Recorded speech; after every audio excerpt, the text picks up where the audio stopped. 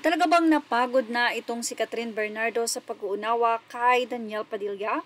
Lumalabas nga ngayon sa social media ang di umano ay malaking pagsiselos nitong si Daniel Padilla kay Alden Richards. Kung matatandaan nyo, inihayag ni Christopher Min na nang sumunod itong si Daniel Padilla sa Hong Kong para puntahan si Catherine sa kanyang shoot sa Hello Love Goodbye ay si Alden lang ang hindi nito pinansin.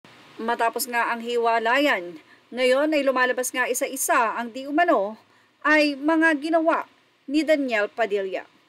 At ang mga naramdaman nito kay Alden noon sa nasabing ang movie with Catherine Bernardo na Hello Love Goodbye at tinalo pa ang kanilang The House of Us. Well, mula sa artikulo ng Bandera, Daniel Padilla insecure, selos na selos daw kay Alden Richards.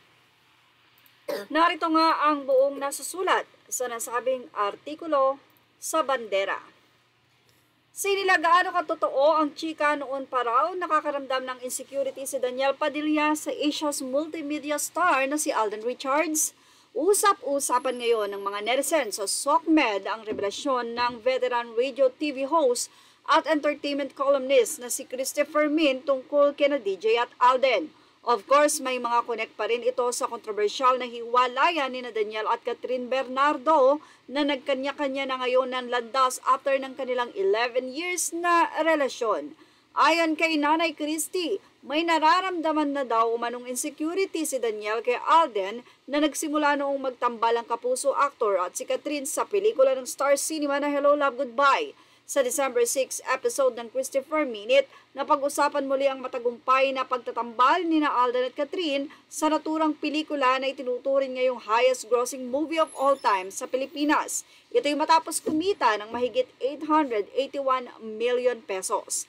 Pagbabahagi ng co-host ni Nanay Christy na si Romel Chica, kaya raw hindi pa nasusundan ang Hello Love Goodbye ay dahil ayaw umano ni Daniel na makatrabaho uli ang dalawa or magkatrabaho ulit si Catherine at Alden.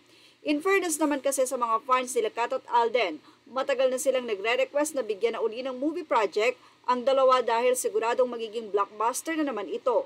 Sabi naman ni Nanay Christy, ang pinakamalinaw doon nung sumunod siya, Daniel sa Hong Kong, kay Catherine, ay binati nga daw ang lahat pero nilampasan si Alden.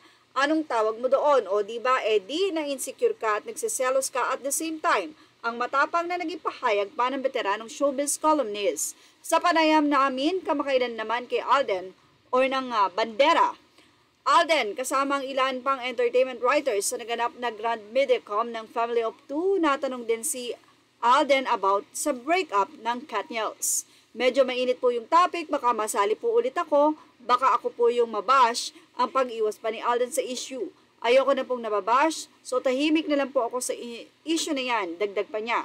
Ano naman ang reaksyon niya na may mga fans na nagsasabing sana sila na lang daw ni Catherine ang magkatuluyan at gumawa ulit ng mga pelikula.